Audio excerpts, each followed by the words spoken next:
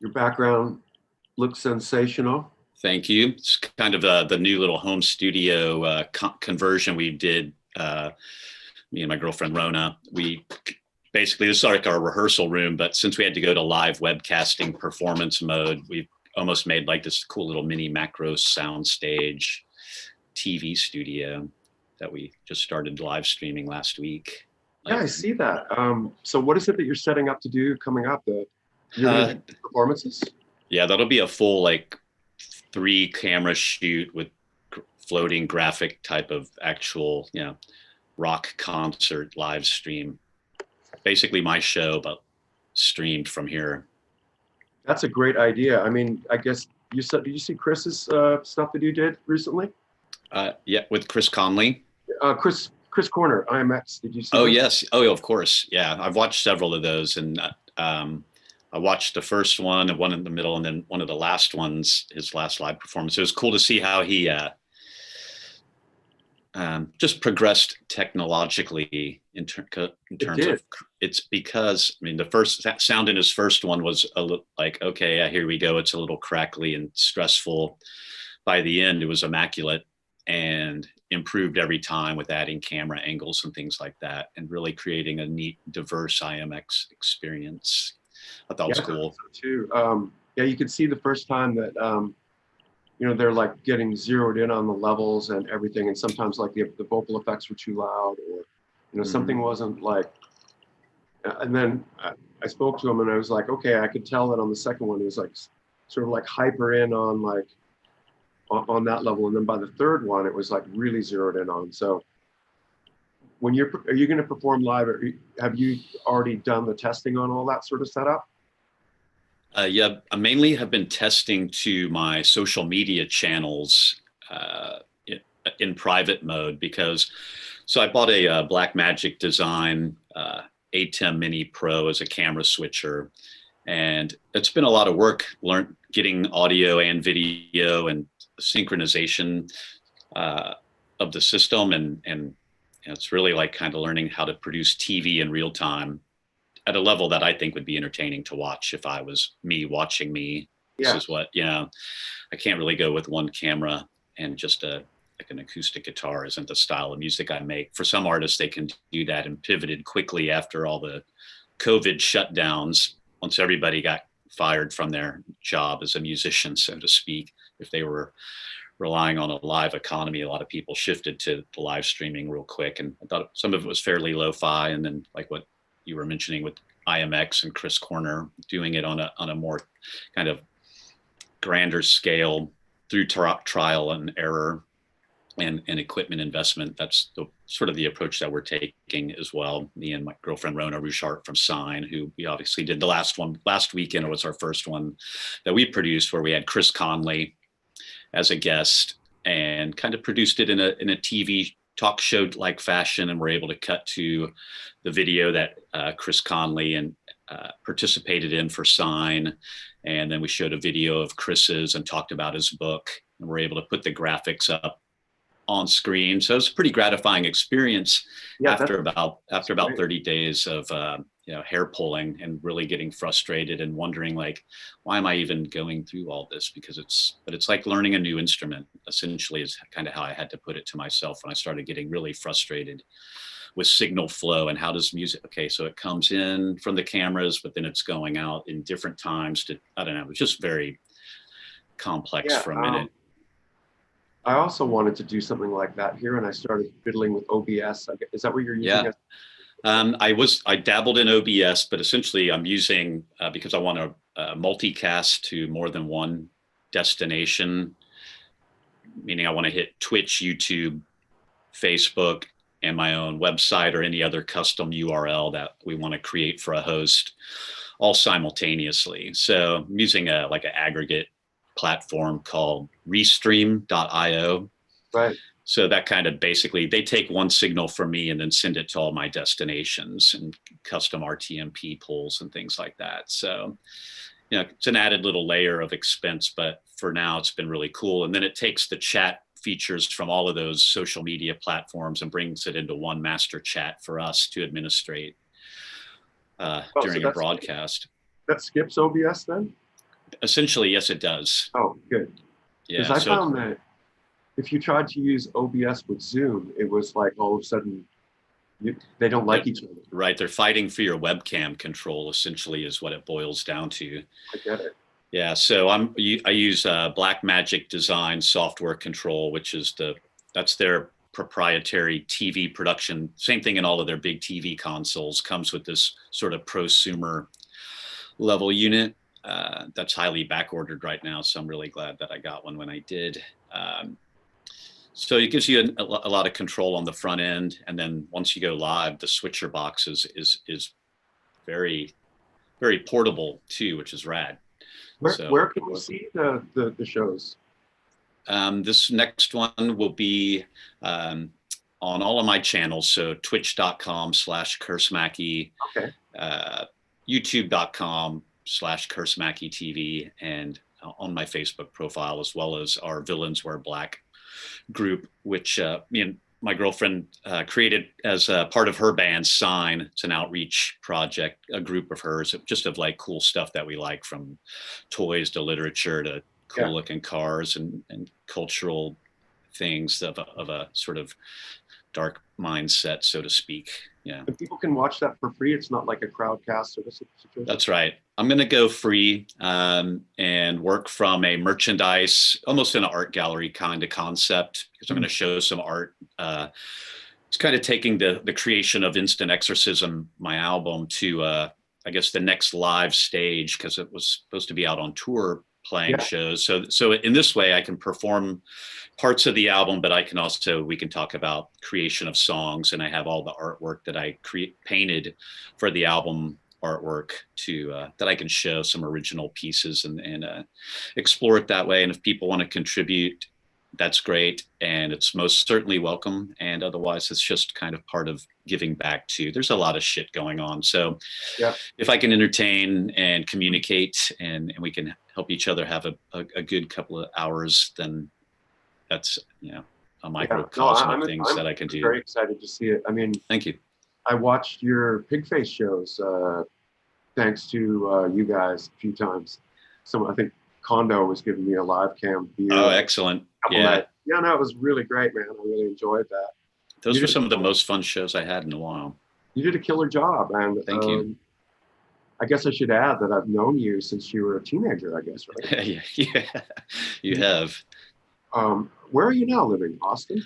I'm in Austin. Yeah. I had moved out of Texas for a while and bounced around, hanging out in Chicago and New York, and lived in Tampa, Florida for a long time, and which is an amazing city too. Such a great culture, a melting pot. And I liked it because it reminded me so much of San Antonio, Texas, where I was born and grew up, and where we met, right.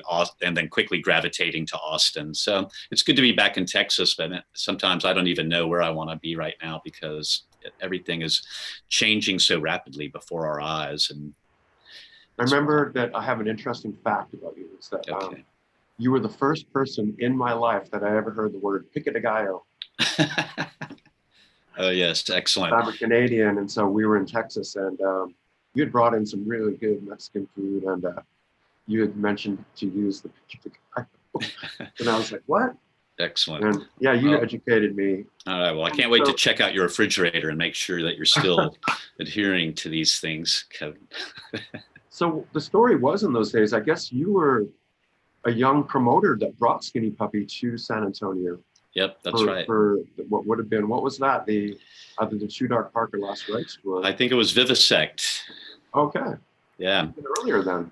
Yeah, Vivisect 6. So me and my friends pulled together whatever funds we had by whatever transgressive means that were available for young entrepreneurs to make money at that time, and working in clubs. And so we're like, man, and that's when I was just starting to DJ as well. So we're just like, and we really want to see some of these bands that we were discovering so quickly, Al Jorgensen and Ministry, and you guys, and the whole Wax Trax explosion, and what Network was doing at the time. So I just started reaching out, and you guys ended up being the first show that we ever put on in San Antonio. Wow, that's yeah. So I remember being really we learned hot. so much. Yeah, it was. I remember there was no AC often in those clubs, and it would be like, if you can make it through this set without passing out, you consider it successful. Here is actually the flyer, the first one we made. Showcase. With So, yeah. So that was, the showcase, right? That's when we called our group Contortion Control. It was our like little enclave of creativity. Were you also on that bill? No, I wasn't. No. I would have loved to have been, but yeah. I was not really adept at, Evil Mothers didn't even exist at that time yet. So that was almost before I was making music in a presentable fashion. We were experimenting, but. So how did Evil Mothers come up after that then? Evil Mothers evolved because two of my friends were just kicking around the idea of forming a band that was kind of just like very tribal, industrial, infused, slightly punk inspired as well, very experimental. So we just got together and I kind of just raised my hand to sing, because by the time Evil Mothers had happened, then I did form a band it was like we played 2 shows, and I think they were both with Frontline Assembly when I brought them. So that was a couple of years later. So by then I got smart and actually had my own bands, and I could put myself on a bill. Yeah, that was still in San Antonio. Yeah. So that's a good plan. And I remember you guys had a really good, it seemed like a good close knit group of friends there that was all supportive. Wasn't there a lady that was like really into it and like?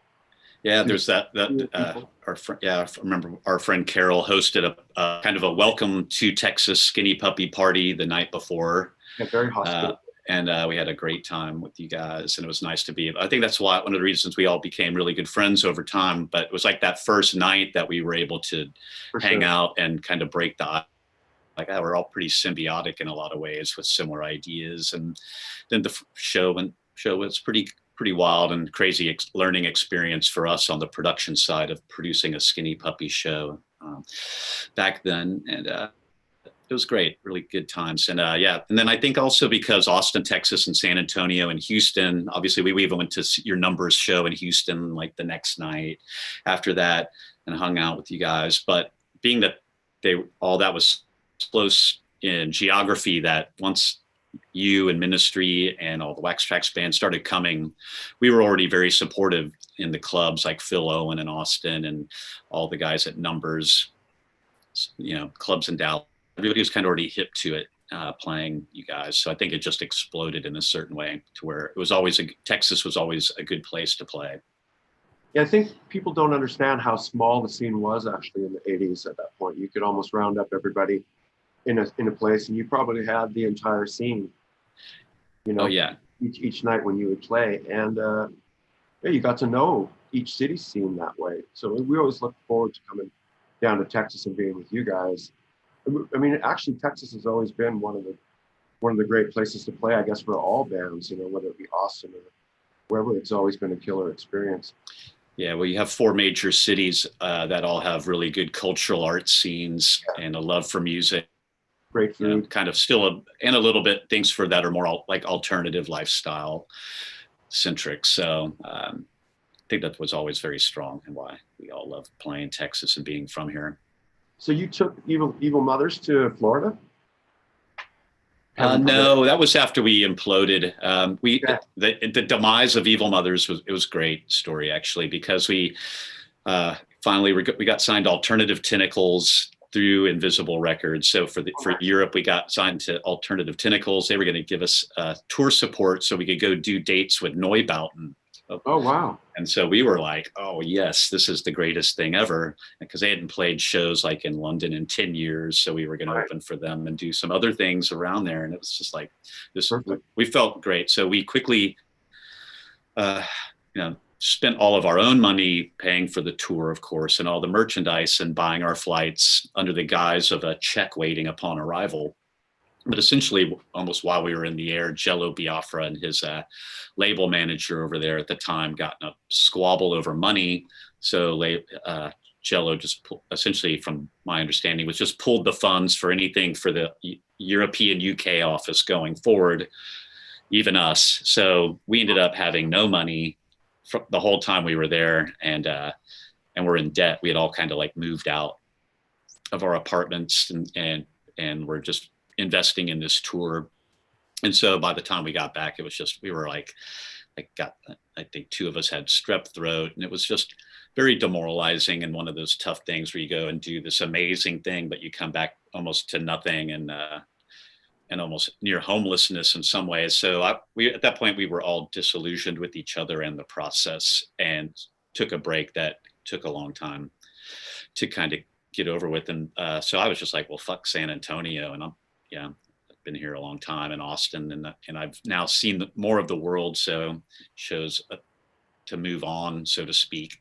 And it wasn't too long after that Martin Adkins just said, hey, why don't you come up to Chicago and do some stuff? And then all of a sudden a Pigface tour got planned, and that kept me busy. Like Pigface was pretty active in the, going into late 90s through 2006. There was a lot going on. And then I also ended up getting absorbed into My Life with the Thrill Kill Cult, and not only tour managing, but also performing with them. And that was like a 6-year overlap. And then I formed Grim Fairies with my ex-wife, and we did that project for a couple of years. And I did that mainly just to sort of teach myself computer music, because it was a new, Pro Tools became accessible on a budget to DIY guys doing stuff at home.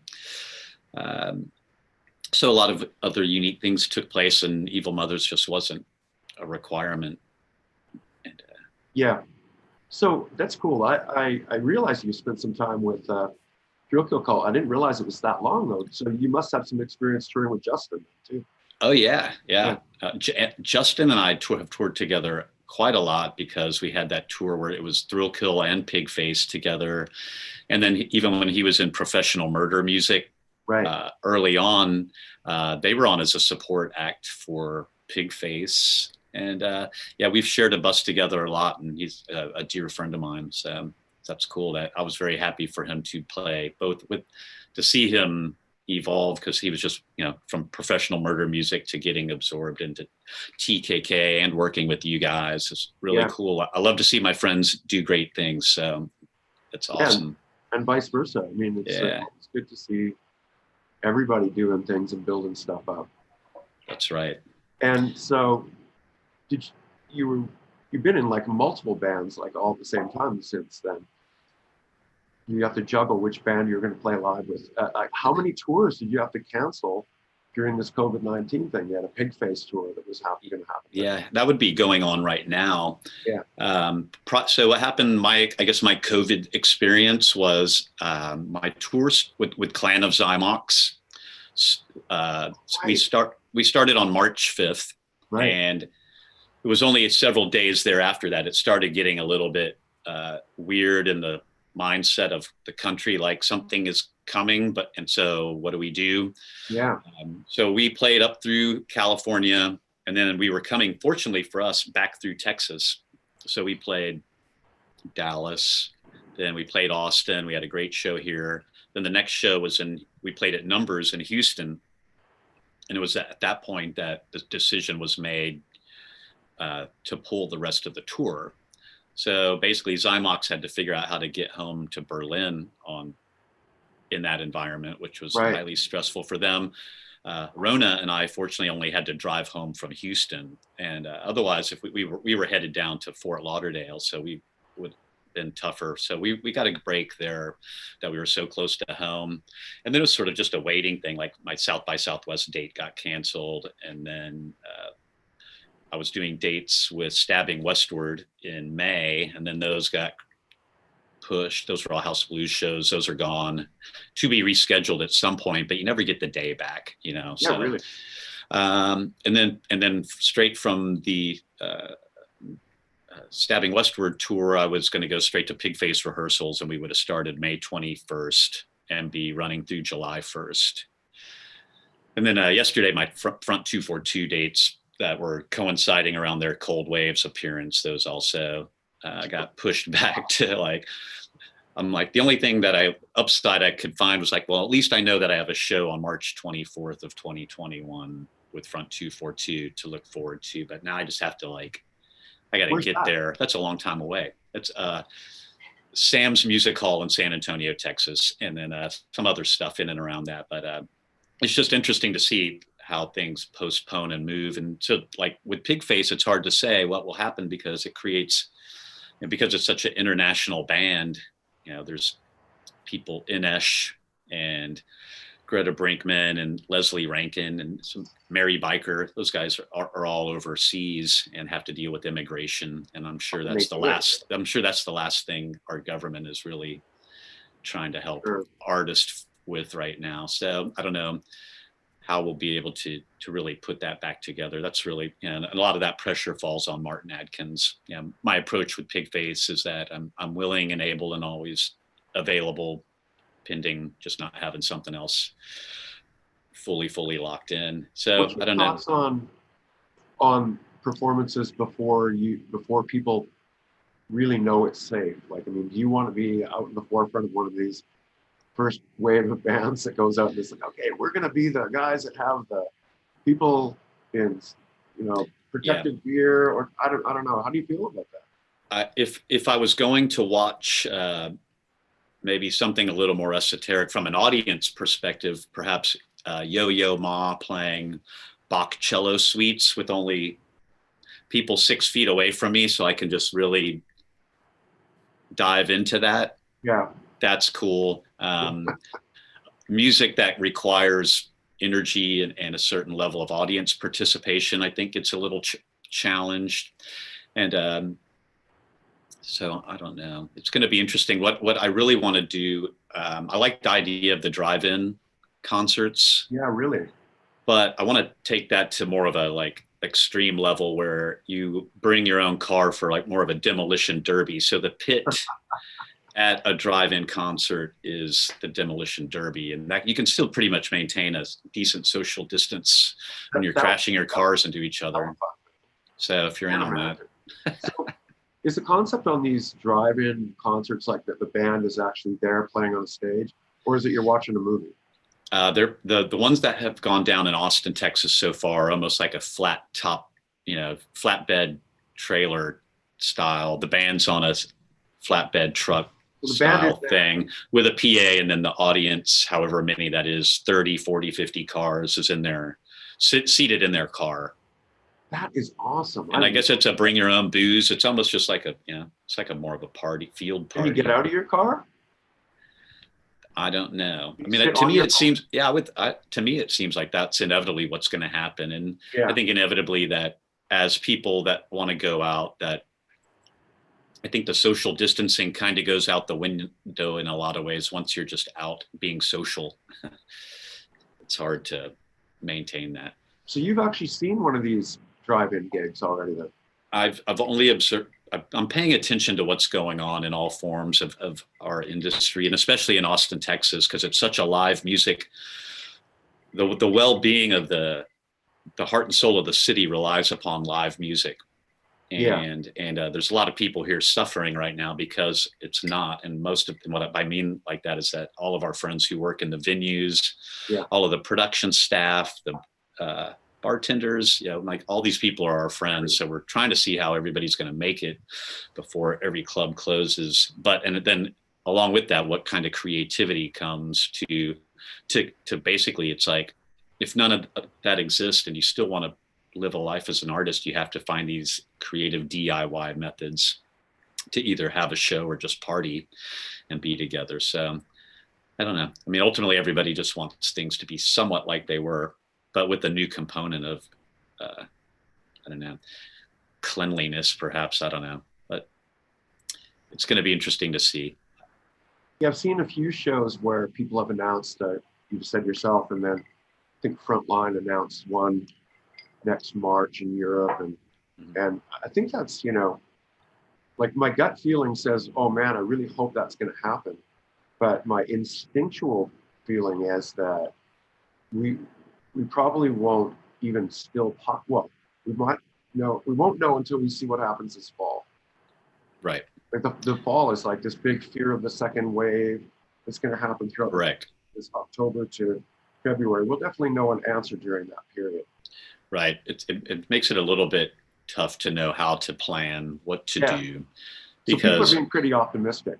yeah, yeah. I mean, this city's we're under a huge upheaval. Like social change is taking place in real time in Austin, Texas, because of just how much police violence there was in put on. I think for the most part, peaceful citizens that would like to see a change of pace here, and so that also is highly impacting what's going on in the musical landscape, because it makes it even harder for clubs to open. Like all of our clubs, the Red River Cultural District, as you know, like Elysium and those venues that you've played, those are all like a block and a half from the police station, which was entirely under siege for the last whatever 10 days, and even up to the point of having cars on fire. And like not there's just no way that anybody can even have interest in wanting to play live music, even though we want to. It's just not the time. Right. Because so it's very intriguing. I think good change will come of it, and we'll have a new perspective on a lot of old ways, which hopefully will just go by the. It does seem like a giant rebuild is happening, that's for sure. Yeah. And fantastically on some levels. I hope it continues on the fronts that have been made some movement so far. Yeah. The whole racial injustice thing has had to be addressed for a long time. And Agreed. maybe it's kind of appropriate that it's happening during this COVID-19, because, literally nobody can get their yayas out at concerts or at sports or even at the gym. And they basically put it, let out their feelings as, it's gonna be the time. But, a lot of people are getting great inspiration during this time. And I've spoken to a lot of people who haven't made an inch of music during this time and not feeling any inspiration whatsoever. How is it hitting you? It was, well, getting back to like having all the cancellations, that was sort of the first impact, is me thinking about myself, and like, because it was only like COVID. So it's like, fuck, it's like survival. Like, damn it, I'm heavily invested in what was about to occur. So not only do I have a financial stake, I have an emotional stake, because it's also art and it's my business. So you see all that kind of like getting impacted, but then I'm just one. And then I'm like, well, gee, I have like 1,000 friends. We're all in the same boat. Okay. So how can we navigate this and educate ourselves and help each other out together through, slowly developing live streaming and new revenue sources, but also just trying to keep each other feeling like it's going to be okay at some point, and not to lose all hope. Because sometimes the solitude can be nice, and you'd like having those things too. But now that we have this whole other shitstorm on top of it,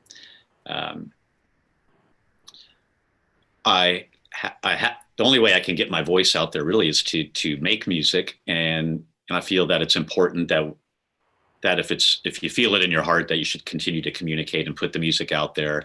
And it's because it allows for me personally, it allows for a conversation between myself and an audience, and we can talk about more than just my music, but at least I'm out there and making myself available and somewhat heard, and paying attention to what's going on. So I don't know if that answers your question, but well, I can imagine that I was thinking that, where you were at, you were probably in obviously the rehearsal, we're playing live mode. So that if I take it, like you stop thinking studio and you start thinking, okay, how am I going to play all this live? And then you start to rehearse all that. And I take it you probably put some hours into rehearsing in rehearsal spaces and stuff like that, only to be shut down at some point. I mean, so I saw Chris Corner again do the same thing. He was geared up to just do a tour, had it all booked. It's all rehearsed, everything, just got all this stuff going, and then boom, had to put it down. So that can be pretty frustrating to, where you built up to ready to promote something you worked hard on, and then all of a sudden, it's almost like time saying, "Hey, it's time for you to go back into the studio again." Yeah, and that's almost forcibly. Exactly, and that definitely has been what's happened. We're working on a record, me and Rona from Sign, along with got a thing we're doing with David J. from Bauhaus and Love and Rockets. You guys probably know each other. And yeah, and so that's fun. But I'm excited to like, this is why I'm calling it live exorcism, because there is this built up, energy that I need to like move on with, because it's like all of those cancellations, like it does kind of, there is this pain, and I feel pain for other people as well, that were just within me and my artistic soul, like doing this show. It's going to be very therapeutic for me, and it'll allow me to kind of get over the emotional hit that I did feel over just seeing those constant reminders. Like even today, like every day, it's like, okay, this is the day we were supposed to be on this thing. So you get it like these little further jabs every time. But my shit's inconsequential to some of the challenges others are facing. So no, I think you're the reality is that you're a guy that plays a lot, and you're moving around a lot and stuff, and so this would be really affecting you quite a bit compared to, say, I don't know, a band that can actually just move a whole tour a year later and then not think about anything else. Right. It's like you have a number of things happening. So yeah. How can people support you in the meantime? Like, is it Bandcamp that they go to? Yeah, Bandcamp has all of my stuff, and also I have sometimes during the day I make these like little crucifixes. They're like these like this was a latex dipped cross, and it's kind of I paint them and sculpt them up and do weird collages on them. So I post a lot of this art. Like here's another encapsulated crucifix, kind of like weird shit. And a lot of them are have artwork based off of the record. So I post all of those, almost like an art gallery, as well as all my music is up on Bandcamp. That's a very easy way to. That's the best way. Yeah, I think so. People can pay what they want, and they can dig deeper from there if so you're on tour, and I gather that was Peter Murphy with David J. And then Peter Murphy wasn't feeling well one night, and then somehow you just pull it out of the hat and go and perform for Peter Murphy in his place. Is that the story? What happened with that? Okay, so it's almost a fairy tale that occurred, but to break it down real quick. So the foundation of it was that Rona's band Sign, that I sang a song on her record and co-produced some of her music, and obviously we're life partners and we work closely together. So she was the direct support for Peter Murphy in Orlando for this final date of the 40 years of Bauhaus Ruby Celebration Tour. Peter Murphy with David J. doing all Bauhaus stuff. Yeah. So this was a makeup date from a previous cancellation. And so fortunately, Sign got approved as the opening act. And so we flew to Orlando to do the show. And I was just kind of there mainly just to help Rona and sing a song with her. And so we're there during the whole day and talking to the production manager and asking him about what had happened last time when Peter had canceled, because people got pretty pissed off. And he's like, I hope I'm not in a Groundhog Day situation. And so we're just kind of watching it through the day and do the sound check. And then I guess Peter didn't make it to sound check, and he didn't make it to his VIP meet and greet. So things were a little on edge. But Sign was performing, and I had done my song with Rona and was watching the rest of her set, and she was killing it from the side of the stage. And I look over, and then David J is behind me, and we had played a show together. We played Convergence Fest in Dallas together and had shared a dressing room. And so we were familiar with each other, but we weren't like super tight or anything. So it's like little formalities. Hey man, how's it going? How are you? And everything's great. And then he's like, hey, essentially I'm kind of in a, like, this is not going to go well. Probably, like, Peter's probably not going to make it to the show. And if he doesn't, can she do what she's doing now? Because Rona has a cool rig with, she's got her synth and her triggered percussion, and it's a good one woman presentation. could she do what she's doing right now, and you sing some songs, and we'll just do some kind of, deconstructed style Bauhaus thing. And thought about it for like half a second. And fortunately, going back to Evil Mothers, we used to do Bauhaus covers. Like that was the first thing we didn't do them. We did Stigmata Martyr live, but we used to just do them at practice to warm up. And that's how we all kind of found musical ground. So that's why I was happy to sort of volunteer to sing if David was cool with that. I was amazed that you knew all the lyrics. I was like, dude, how is it that you've stored the lyrics? So it went that way back. So so it was once I just said yes on behalf of Rona that we would do it. And as soon as Sign was finishing her set or was finished, I went out to the stage to help her break down her gear. But mainly I just said, don't tear down your gear because we're going to perform with David. Peter's not going to make it. And nobody knows. Nobody knows. So I'm like, don't make a face, because but I think if people started getting a little bit of a clue, because she walked off stage and then her gear was never broken down. So it's like, so we then quickly went back and had a band meeting with Rona, David J, Mark Gemini Thwaite, and Mark Slutsky, Peter's drummer, and myself, and we just. Okay, how are we going to do this? And I said, here's like the 5 songs that I'm the most comfortable with attempting to sing. And we quickly bonded over the album Killing Joke in Dub. Do you know that record? Wow. And I was like, if we could just kind of like deconstruct in dub, and we all kind of bonded real quick. And Mark Thwaite was like, oh, I have that with me right now. And he quickly threw it on, and we wrote this 8-song set list, and I did a quick review of the lyrics and made my notes. And are you kidding me? Strategic.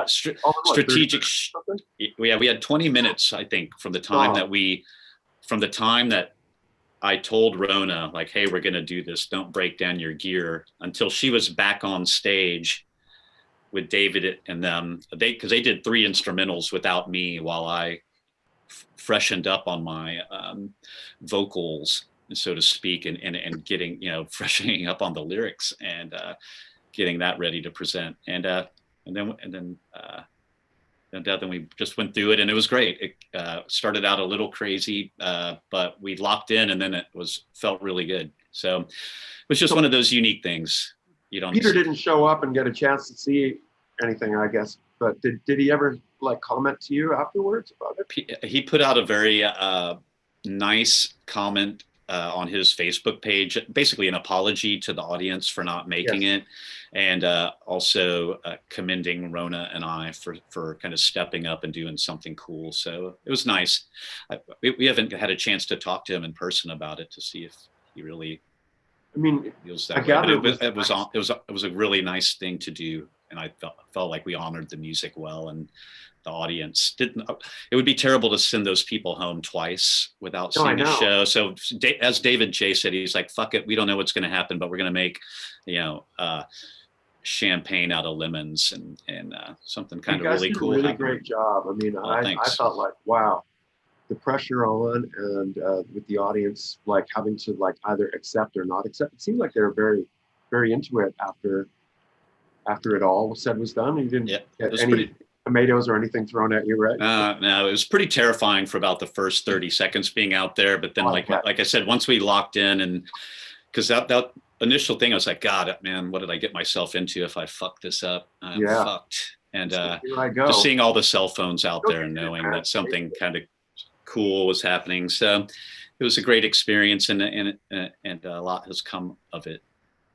And so that, I guess, opens a pathway to this future collaboration with David J and your new connection. Yeah, we're like I said, Rona and I and David have been working on some stuff behind the scenes, and something that we'll be able to elaborate on more. But we did have one really cool performance that we did in New York City. I actually had to leave the Pigface tour for a couple of days to do it. It was called Performa 19 in New York City. And Performa is one of the biggest performing arts fests in the world, and definitely in the US. And it's definitely about fine art and performance art. But they were celebrating the 100th, basically the centennial of the foundation of the Bauhaus School of Art and Design. And so Bauhaus as a musical concept was presented, at which point the directors of the event reached out to David J. And commissioned him for a work, which then we three collaborated on building this almost like this 56-minute soundscape dub performance piece with a Butoh dancer and an electric violinist, and the design team at Arup, who did like Bjork's cornucopia, echo chamber, and they worked with us on all the video and spatial sound design. So Wow. we did one really cool performance, and then we went into the studio and we're making a real record too that we're going to put out a formal announcement on soon. But yeah, it's okay. Cool. We're excited to sneak out the word. Captured? Did that get video, the performance? Yes, it did, and it looks really good. So we would already be working on that. We were going to go to Rona, and David and I were going to go to New York to meet up with our producer director out there that has all the footage, but then COVID fucked that up for us. So basically all the footage is essentially on a hard drive waiting to be accessed. So we're a little bit delayed, I think, on getting that, but it will come to life. Yeah. So people got to see that performance that you were speaking. That's right. It was it was the grand finale for Performa 19 at Elsewhere Space in Brooklyn, which is a really rad spot. I love Butoh stuff. I mean, yeah. Did that work well?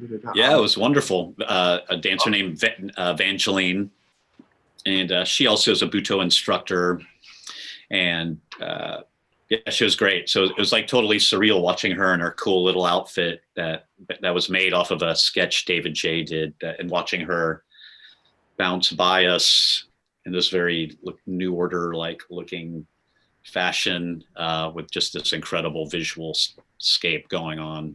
It's like, wow, this is like a whole new world, or like just going from in the middle of the mayhem of a Pigface tour and then quickly do that and then fly back the next day to rejoin the tour. It's like, it's fun stuff. That. Yeah, it's cool.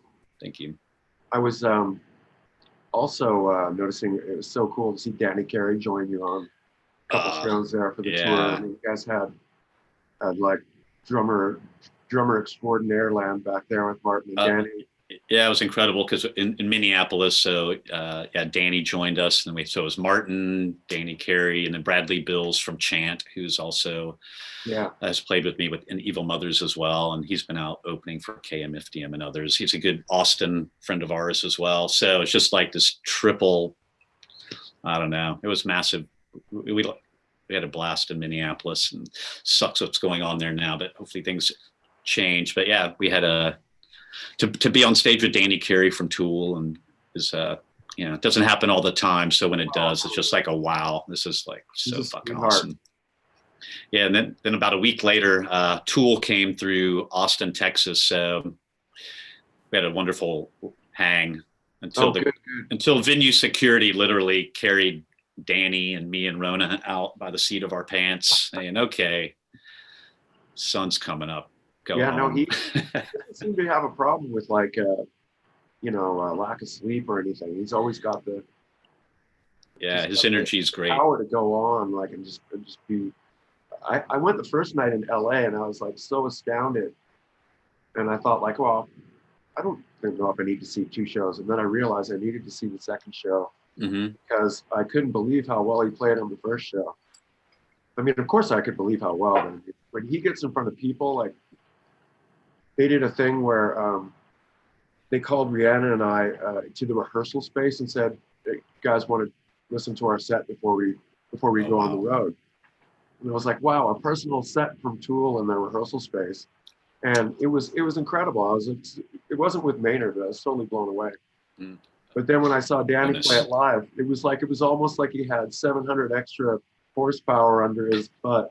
And he was doing fills that I just was like, God damn. So, yeah. That's, Rona and I were also, that's his fills in particular were one thing live. We're just like, God, these are like, they like take you somewhere. It's interesting.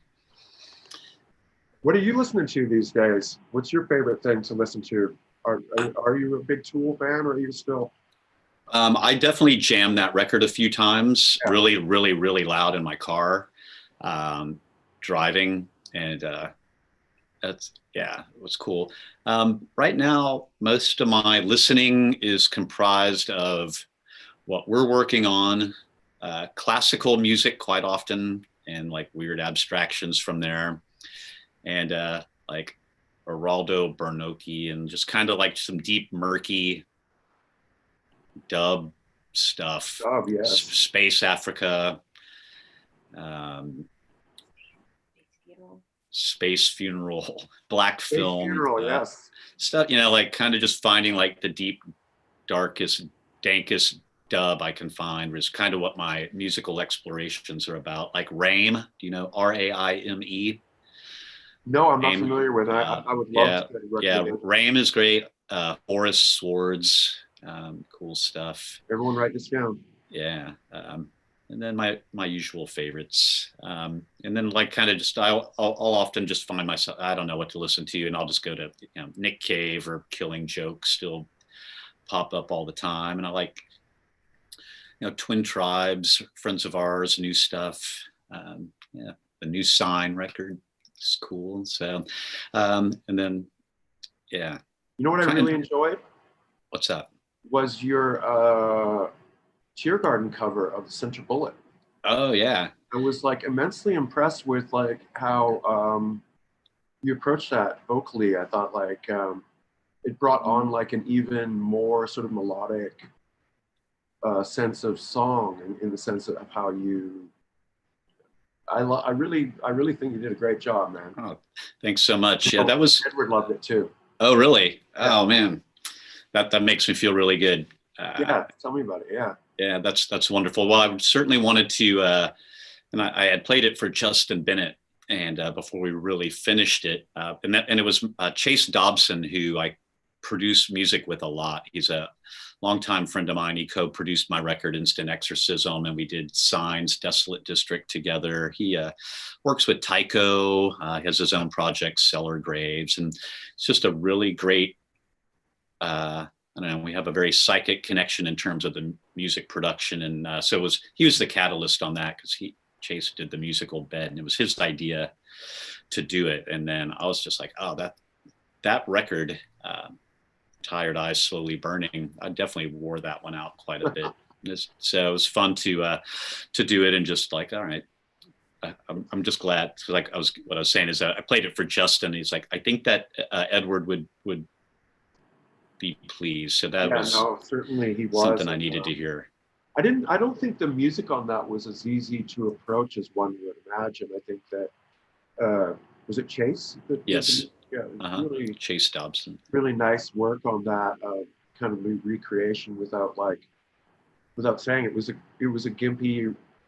I mean, I made that song when I barely even knew what I was doing, but I was like working with instruments that I was like, I think I understand this, and then I would like come up with something that now you've recreated in a way that I think is like really, really cool. Fantastic. Yeah, I'd like to hear that really loud in a club, or even recreate it live sometime. Could be cool. It's really a fun I don't atmospheric tune. Who brought that together, but it's always nice when someone does something like that, put together a comp and stuff. Some comments here. Joey says, Curse, when we go on the Casino Southside?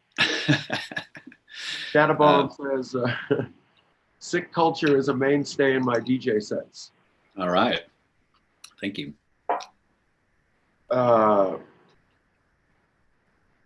Yeah, Chase is awesome. Yeah. Yeah, so, okay. Is there going to be some new studio recordings of Pigface that you're going to do with Mark? Or can you let that info out? I'm advocating for such things. Yes. Yeah. So. I mean, I think it needs to be pursued. I mean, certainly that show needs to be kind of seen by everybody that you're going to miss out if you don't get a chance to see that show. Right. Yeah. It's got to happen in some way or some configuration again. I know that a lot of great live recording and video was done. So I know he's been working on just a live record, which to me is, it's not ultimately what we want to have be putting out. But I think new music makes sense always. And how many dates was that tour that got canceled? 45. 45. Yeah. And you guys probably, I know the Pigface schedule, it's usually 45 shows in 45 days, right? Yeah. There might have been, we might have had 44 days to get 45 in. You know, part of one of the things that sometimes with that is that if a couple of shows fall through, which they could, you know, then you end up with whatever 42 shows in 45 days or 40 and 40. But yeah, it's a lot of work. I mean, he just has to sit back there and play drums. But I was like, 3-4 shows in, and then you need a break, and then not too much. Just one day is good, but like 3 shows and a day off is good. Yeah, if I ever saw like 16 shows, I don't think we ever toured where we had like more than. I think the longest was like 11 shows, and then a day off, and then we realized how broken we were after that. Right. It was like, it's not worth it. I don't think that's healthy to do. Especially on your voice. I mean, you must feel like after a while that it's just like, what are you drinking, honey, and doing all the type of things you can do? Yeah. Throat coat, honey, gargling, lemon, salt water, whatever. Yeah, like scarf all the time and trying to not talk a lot. All these things occur, especially once you start feeling it happen, like where you're like, I think I'm on the edge of fucking losing my voice. But if you still have 4 more shows to go, that really sucks. Or 6. We had to have on this Pigface tour we had in Cleveland. Everybody was just starting to feel it, so we had to have a tour doctor come out, and they B shots for everybody and a little IV drip for Randy Bly, and just trying to get everybody back on track. So yeah, it's challenging. The thing that really worries me about the future is like, if they come up with shows that are safe and they come up with ways to do it, it's safe, that's great. But the bus is a tube with recirculated air with 12 guys all in it, all close together. And we are often all over the club and all around the place. So that's really more of my worry about how to deal, really, if you think about future. Because with Pigface, you guys are one big happy family on your bus, I can imagine. Correct. Yeah. Interesting point of view. It's definitely, I'm hoping that by the time that we're all out there again, this is a little more of a contained situation and a lot less unknown. My sister is quite involved with a number of doctors that are involved in studies, and seems to be like, at least should there be another a wave there on the medical community, there should be more preparation and assistance available for quick testing and getting better faster. So hopefully we'll just not be subjected to being in danger if we're all on a bus together, because obviously at that point it's hard. Your tour manager's like, Chris, swab down. Yeah. Let's see. Okay, you're clear. Yeah, everybody gets misted on the way out. Give me a hand. Then that's right. Shoes off under the bus. Shoes off, under the bus. That's right. Well, some of those ecosystems could benefit from that sort of thought process anyway. For sure. Been on some pretty gnarly buses. Not necessarily mine, but others. They're like, oh God, I don't know how you people live. We keep good house. We luckily keep good house, but that was we had to learn the hard way too. Right. But staying healthy and stuff on the road, I mean, it's already a challenge as it is. Right. Group of individuals to stay well over the course of a tour. Now it's like you got to deal with this whole next wave level. Yeah, well, I guess we'll think about it when we get there. That's right.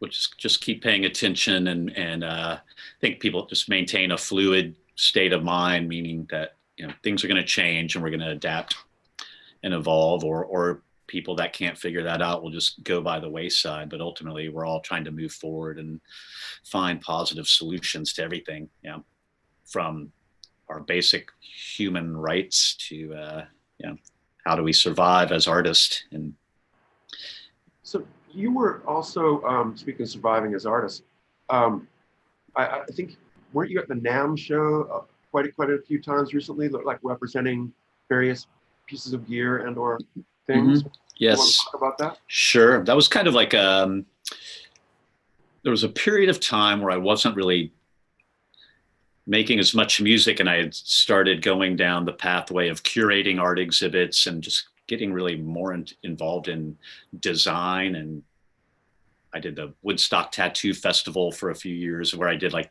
an H.R. Giger exhibit, and a big exhibit of painted snowboards called Rides of Passage, where I had all these tattoo artists paint like 100 snowboards. And then Burton wanted to take that art exhibit on tour. So then they hired me as the guest curator to do these pop-up galleries. And all of a sudden I'm like out on this weird circuit for a couple of years, and we published a book. And so I started doing more of that. And through that, I ended up curating a art exhibit called Six String Masterpieces, with a bunch of painted guitars like Ozzy Osbourne, Rob Zombie, Marilyn Manson, all these guys, 80 very well-known musicians, and even Mark Ryden painted one. You get to keep one? I've got, yeah, I have a couple. But I always make sure that, I'd like to buy art and have pieces of the collections that I've curated. So that all led me to ultimately, strangely enough, becoming the director of marketing for Dean Guitars and D-Drum, which was also Clavia. They were distributing Nord synths at the time. Right on. So that was kind of fun, and it allowed me to make some money steadily for a few years to kind of build up another nest egg to kind of invest in my own art again. And so I did that for from like 2011 to 14 was like when it was really focused. And at 2013, I started building my exit strategy out of that industry, because I was finding that it sapped a lot of creativity as well. Because when you work around, sometimes when you work around musical instruments in the industry all day long, when you get home, you don't have any interest in like turning your own last thing you want shit on. And that started to like cause me to get a little bit depressed. And so finally I got my shit together and moved out of Florida, met Rona, and we moved in together in Austin in 2016. And that's when I was just like, man, I need to do something. And we had done some Evil Mothers shows in the 2010s, 11, 14, but I just knew that band wasn't going to be like my future. And so I just said I should just do something under my own name as a one-man thing. And so I started doing these more like esoteric, experimental, like free-flowing. That's how I started, was very unplanned. Just like I just had my sound bank, and was just more like making noise, like Lustmord kind of thing, like right just on. And that got me comfortable performing live with my own gear. And then I slowly started adding some sort of reinterpretations of old Evil Mothers material, so there was something people were familiar with. And then that was a catalyst that got me writing the Instant Exorcism album, formed out of that. And then now that's what I'm performing, is more of like a cohesive, one man act playing real songs. What do I see back there? Beat Step Pro? No, that's a Roland piece of gear. I can tell by the light show. Oh yeah, that's a Roland MX1. It's their performance mixer. So I submix my set live. So like I have a Korg mini log and a couple of electrobes and my vocal processing unit and whatever else I'm carrying. I'll submix that all through my MX1, because that's just very convenient when I'm traveling, because it's essentially Rona and I. So I try to travel a little bit light. And some days, even on the Clan of Zymox, or when I was out supporting My Life with the Thrill Kill Cult, some days it's just a tough production day, and I might not get the stage until 15 or 20 minutes before doors on one of those days happen. So if I'm just like, blam, here's my stuff, here's front of house, here's your 2 or 3 channels, I got it. So everything's mastered. No computer? Is it all? I run Ableton Live as well. Okay.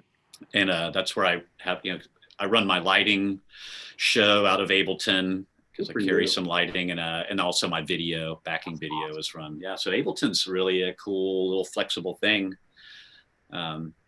And that's how we Chase and I work in the studio together. Like we've sort of bypassed Pro Tools at this point and doing almost everything inside of Ableton Pro from Tools is start to finish.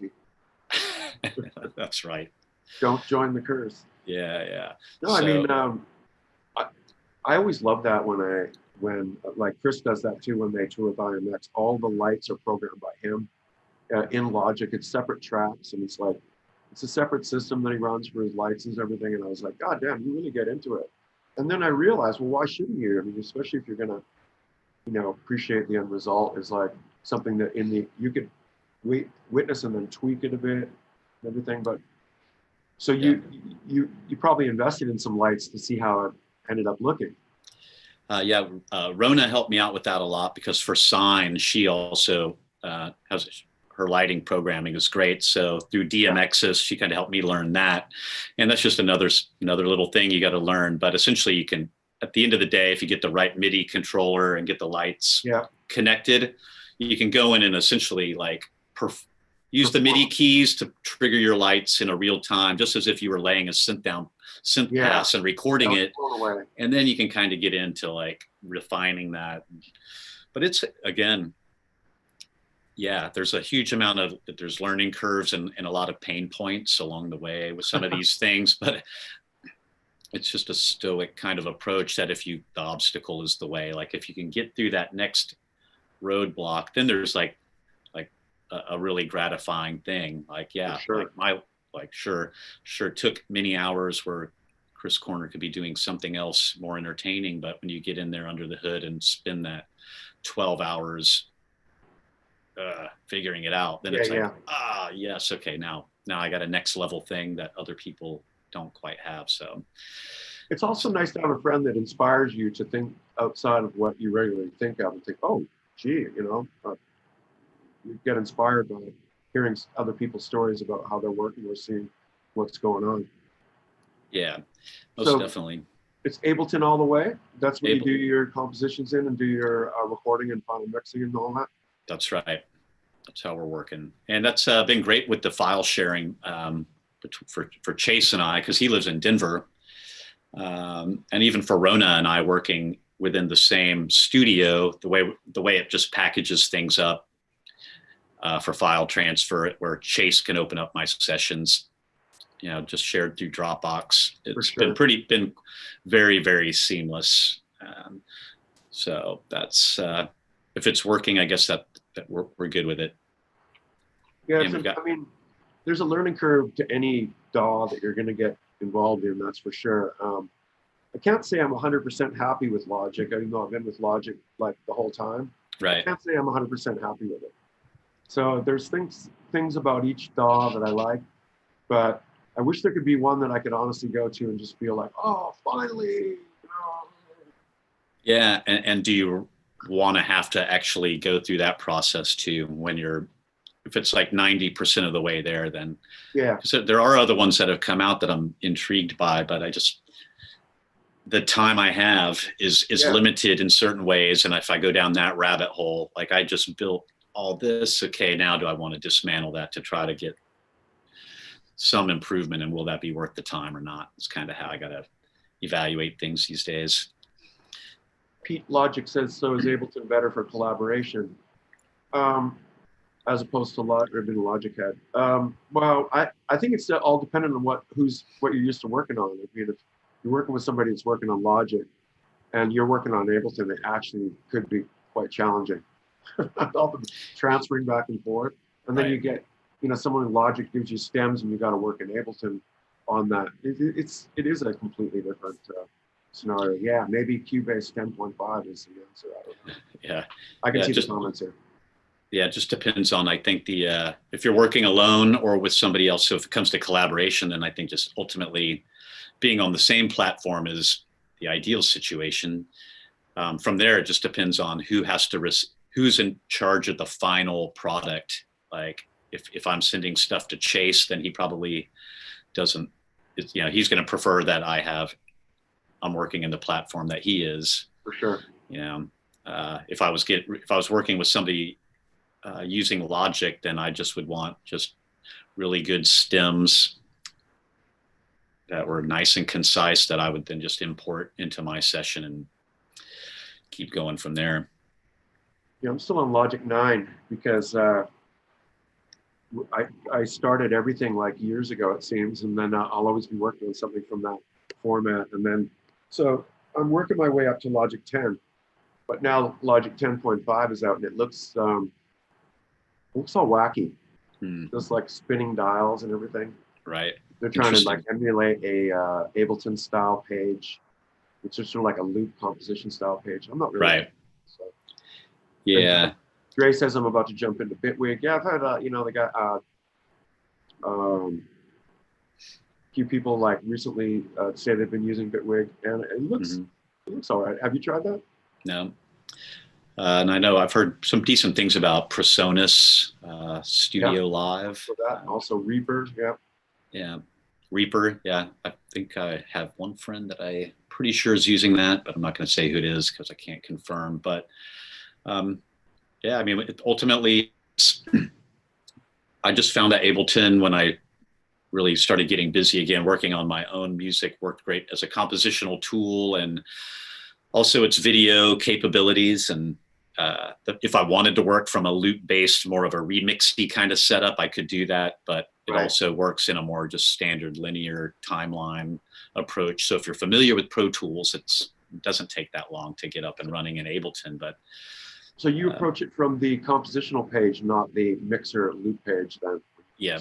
Oh, good for you. Exactly.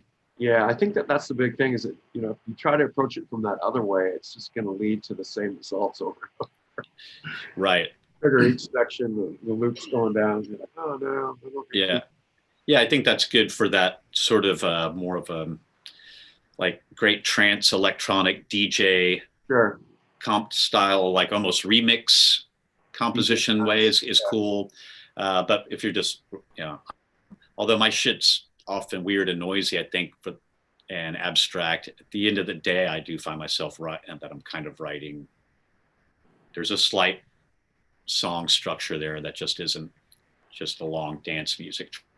So I need to be able to go in there and cut little breakdowns and things like that you would just do in Logic or Pro Tools, and that's fine in Ableton as well. And then if you want to flip the page and get into that loop-based thing, like more of an acid style program, that's there too.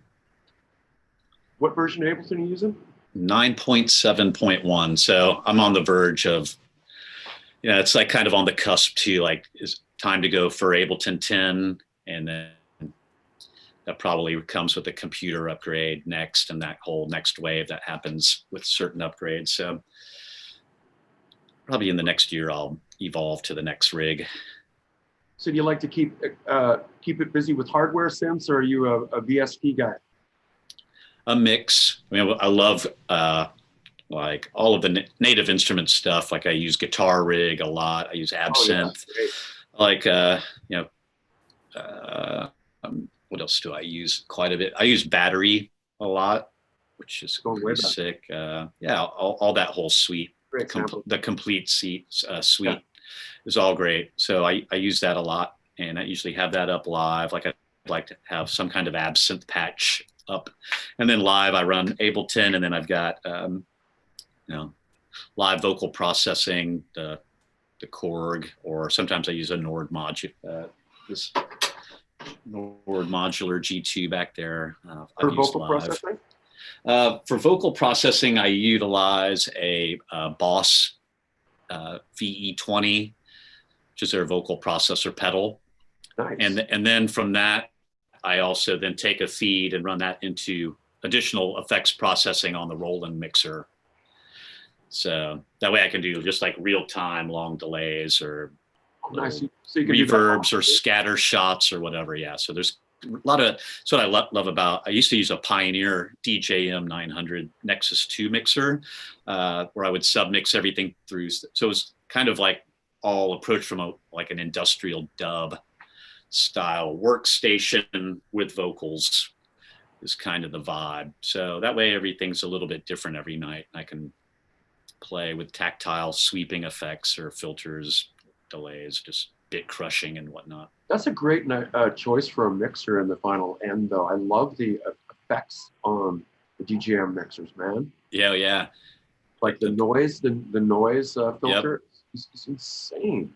Yeah, super solid, but it's like such a great piece of gear. But as I was touring with it, I was just feeling like it was getting a little bit beat up, and it's a really expensive piece of equipment. And you don't want to mess with that. And so I was like, what's a good alternate? And a couple of friends of mine suggested this mixer, and it's been great because it only weighs 3.5 pounds and it sets up fast. And what it does, it's slightly different than the Pioneer mixer, but at the end of the day, I think I'm getting results that are equivalent for my needs in a live show, but it allows me to travel like 20 pounds lighter and one less case. And that's important because I fly a lot.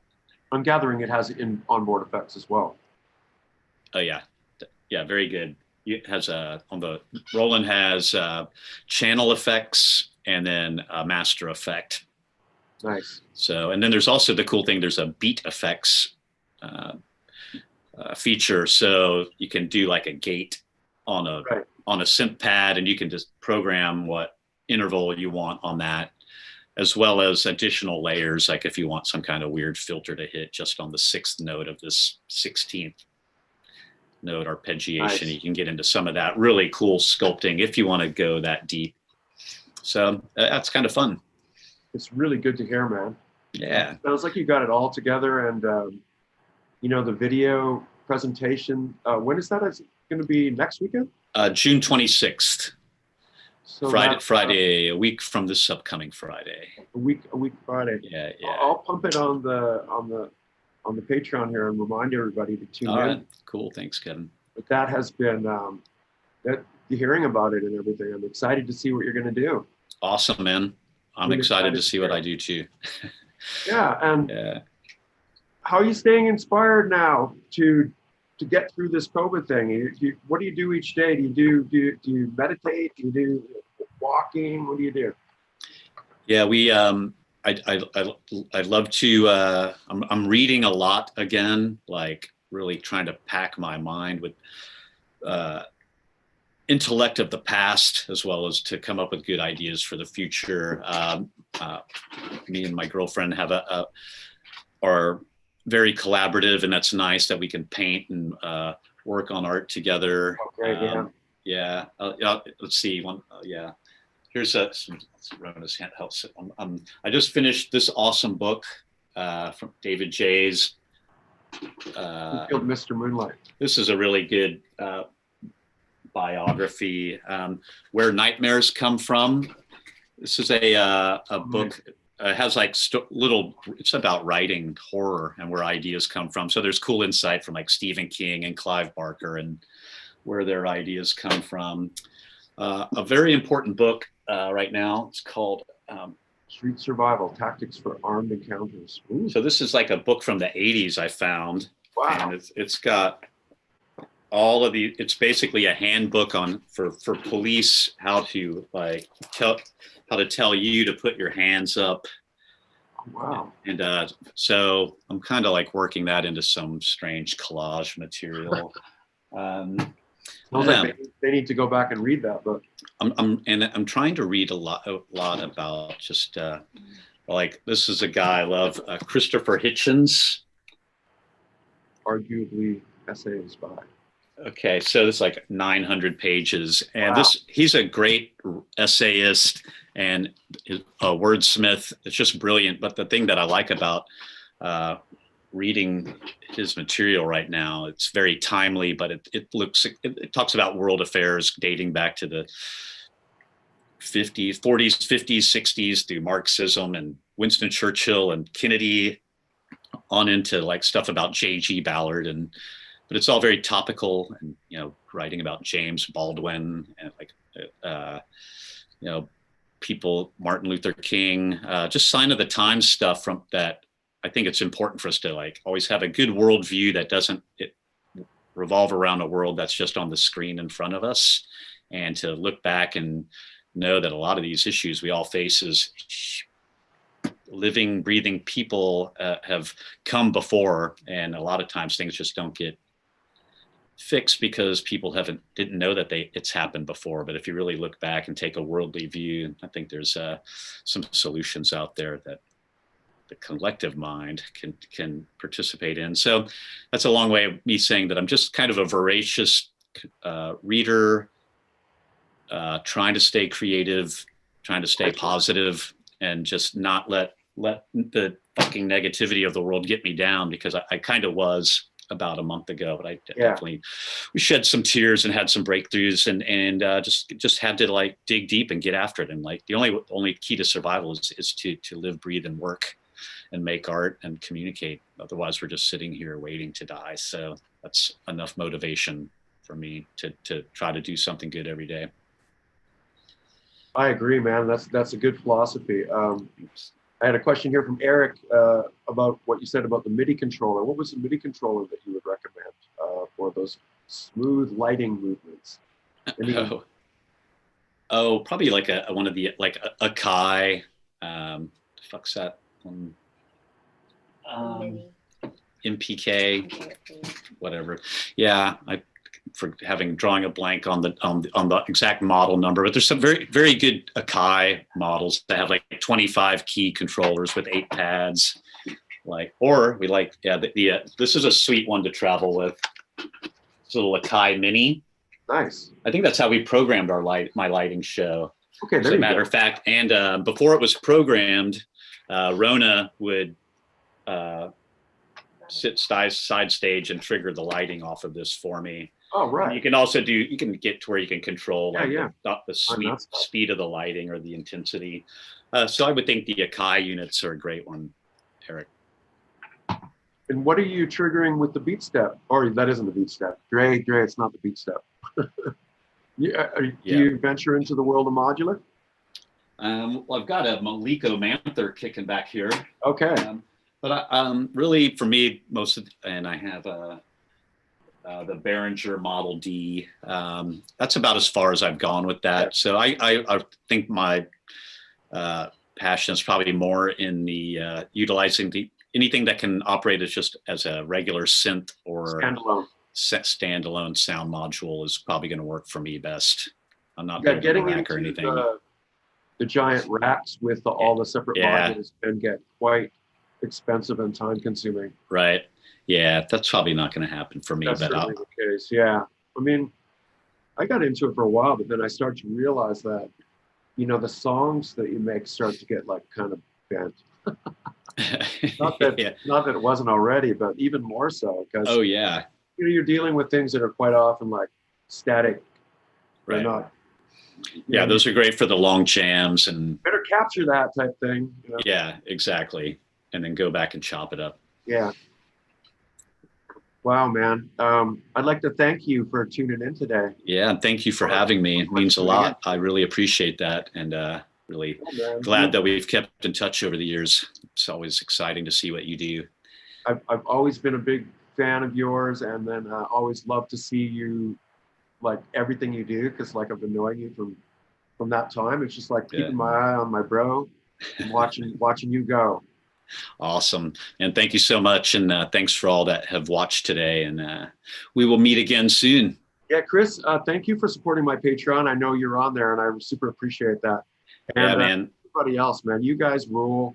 I mean, this is exclusive for Patreon. So thanks to all you guys for making this happen. And Chris, thank you again. All right. We'll talk again soon. Have a great day. Let's stay in touch about everything. Absolutely. Sounds good. Talk later, my bro. All right, brother.